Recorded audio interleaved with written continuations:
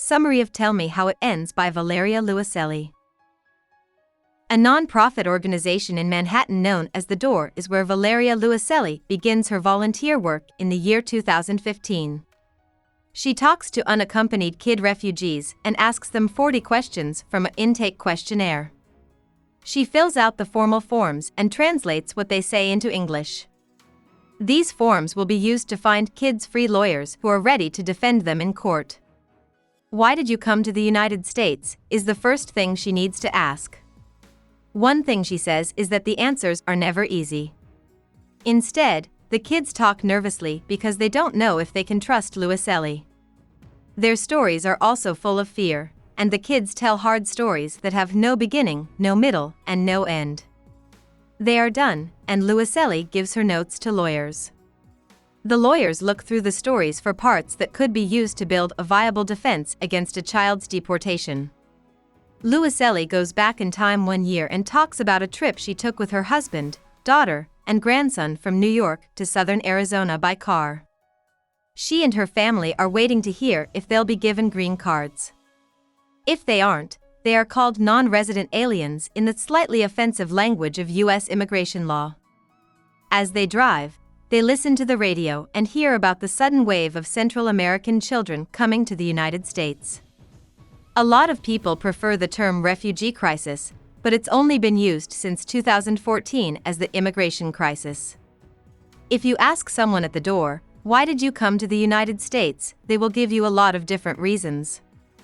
In spite of these differences, the kids usually give the same reason: reuniting with a parent or another close relative who came to the U.S. years earlier. Like each other, they talk about push factors, or reasons why people leave their home countries, like extreme violence and persecution and coercion by gangs. Based on this, Luiselli says it's clear that most of these refugees aren't looking for the American dream, they're just trying to stay alive. As Luiselli continues to talk about the entry form, she makes notes on the different answers she gets to the second question, which asks, "When did you enter the United States?" So she talks about what it's like for her family to listen to the radio on the road trip and wonder if people would be so angry about the arrival of child migrants at the border if the children were white. This is how Luiselli and her husband think about the immigration problem.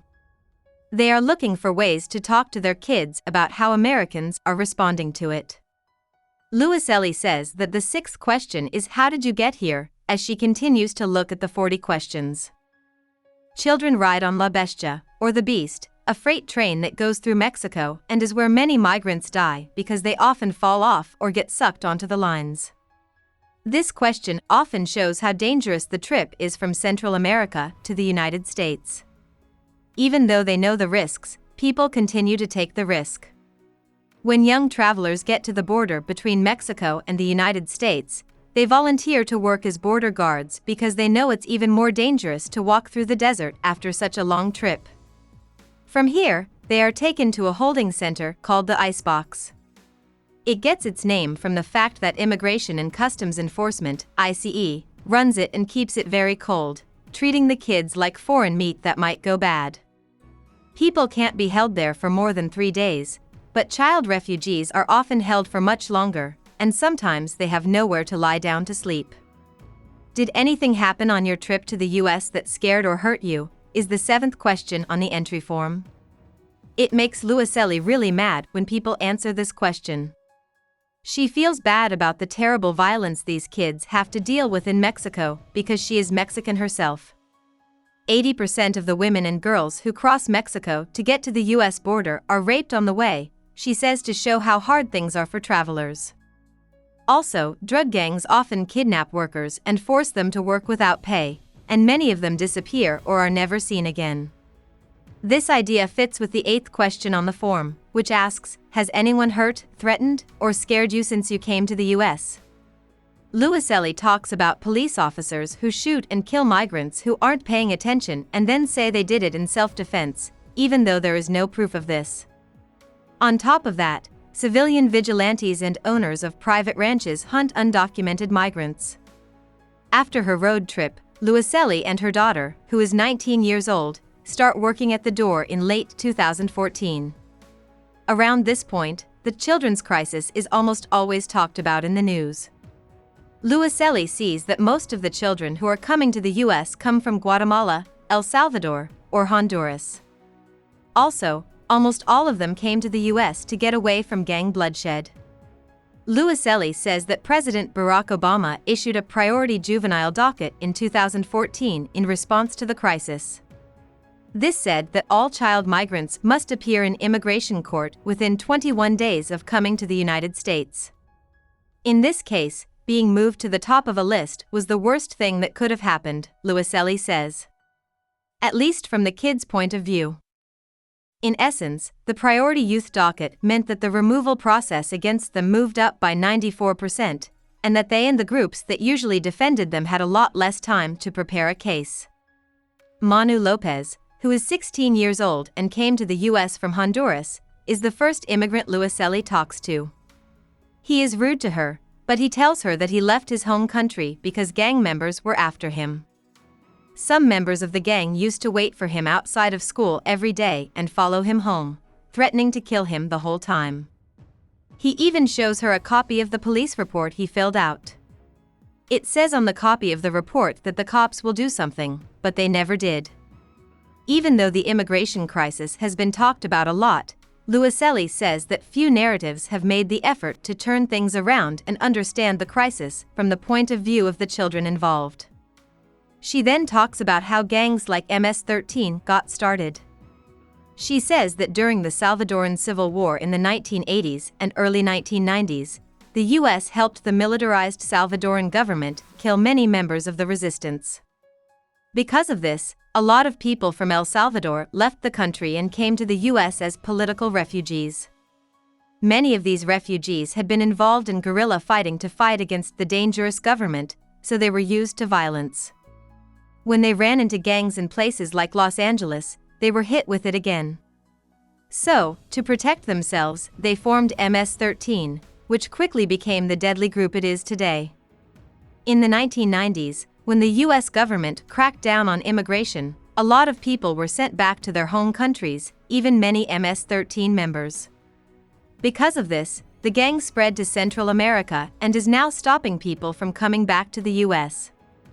Luiselli writes, the whole story is a crazy, looping nightmare. As a translator, Luiselli has a hard time with the language and story problems that come up at work. Some of the time, she tells her daughter what she hears. Her daughter always wants to know how the stories end, but Luiselli can't answer. She also thinks about the fact that what a child says in the interview has a big impact on whether they will be removed or not. One more right answer makes it more likely that a lawyer will agree to take their case. Luiselli says that a correct answer is one that is honest about the problems a child has faced and makes it clear why they can't go back to their home country. In most cases, Luiselli doesn't know how her guests' stories end, but she can keep up with what happens to Manu after the conversation. He tells her that he and his friend were chased by gang members in Honduras one day after school during their first meeting. People in the gang killed his friend, but Manu got away. At that point, he called his Aunt Alina, who had already moved to Hempstead, Long Island. For $4,000, Alina hired a coyote, a guide, to bring Manu across the border to join her in America after hearing what had happened. A group of powerful lawyers have taken on Manu's case because the police report he has is material evidence that it's dangerous for him to go back to Honduras. They want Luiselli to keep working as a translator and interpreter. She meets with Manu, Alina, and the lawyers in a fancy building. Manu tells them that things are going well, but that he wants to quit Hempstead High School. He says that the school is full of MS-13 and Barrio 18 members when pushed. He lost his front teeth because Barrio 18 beat him up not long ago. MS-13 stepped in and defended him, so he now owes them, even though he has avoided joining the gang so far. When Manu's lawyers hear that he wants to drop out, they tell him that he has to stay in school because that's the law in the United States. After talking about what happened to Manu, Luiselli says that children who cross the line should have the right to asylum.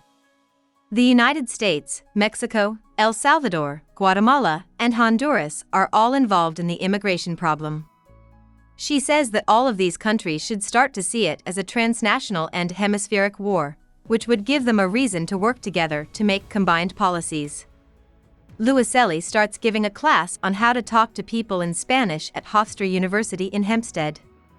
The teacher decides to make the class of migration think tank, where she and the students talk about the problem and how to solve it best. As the semester goes on, the students become more motivated to do something. They finally start the Teenage Immigrant Integration Association, TIIA, a charity group whose goal is to help at-risk immigrant teens quickly integrate into American society and stay out of gangs. Manu sometimes goes to the group's pick-up soccer games, language classes, and talks on civil rights. Manu, on the other hand, keeps himself busy by going to church, where he has made friends. He also works with mentors at another organization that fights gangs, and he's taking classes at TIIA to improve his English. About the author. Valeria Luiselli was born in Mexico City in 1983, but 2 years later, her family moved to the United States. The family moved to Costa Rica soon after her father got his PhD in Wisconsin. They then went to South Korea and South Africa. Luiselli lived there until she moved back to Mexico City when she was 16, but she soon left to finish high school in India. She then came back to Mexico to attend the National Autonomous University of Mexico. She went to college to study philosophy and then moved to New York City to work as an intern at the UN. It was also during this time that she studied comparative literature at Columbia University and got her PhD. Papels Falsos, a series of articles written in Spanish, was her first book. It came out in 2012. Her book La Historia de mis dientes came out in Spanish in 2013 and in English 2 years later as The Story of My Teeth. Since she has worked a lot with illegal immigrant children in the U.S., her 2017 book-length article Tell Me How It Ends and her 2019 novel Lost Children Archive were both influenced by this work. The author Alvaro Enrique is her husband. They live in New York City. Hope we summarized it fully and you liked it. Please hit the like button and subscribe to our channel so that we are motivated to create more videos.